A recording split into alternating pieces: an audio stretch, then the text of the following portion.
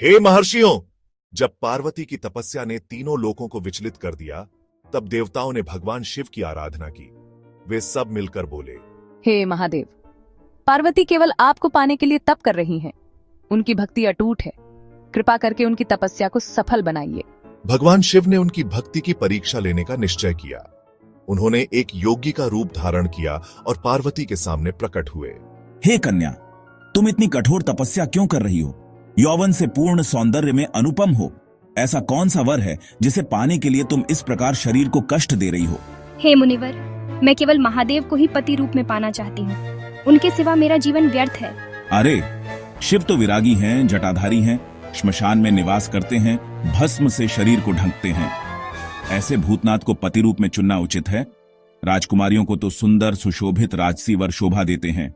हे मुनिवर, आप चाहे जितना कहें, परंतु मेरा हृदय केवल महादेव को ही स्वीकार करता है। उनका स्वरूप ही मेरे लिए सर्वोत्तम है। मैं जीवन भर प्रतीक्षा कर सकती हूँ, परंतु किसी और को पति रूप में नहीं स्वीकारूंगी। यह सुनकर योगी रूपी शिव प्रसन्न हो गए। वे अपने असली दिव्य रूप में प्रकट हुए। पार्वती ने उन्हें देखकर आंसुओं से भरकर प्रणाम किया।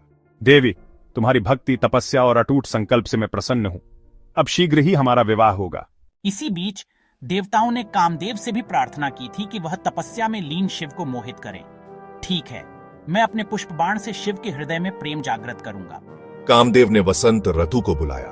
फूल खिले, पवन सुगंधित हुआ, कोयल गाने लगी। कामदेव ने पुष्प बाण छोड़ा और वह शिव के समीप पहुंचा। परंतु महादेव योगिराज हैं। उन्होंने क्रोध से नेत्र खोले और तीसरा नेत्र प्रकट हुआ। उस अग्नि से कामदेव भस्म हो गए।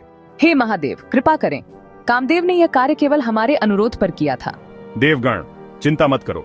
कामदेव शरीर से रहित हो गया है, परंतु मनुष्यों और देवताओं में उसकी अनंग शक्ति, अदृश्य रूप सदा कार्य करेगी। इस प्रकार शिव ने पार्वती की परीक्षा ली और कामदेव के प्रसंग में अपना वैराग्य भी प्रकट किया। अब आगे आप सुनेंगे शिव और पार्वती के विवाह की मंगल कथा।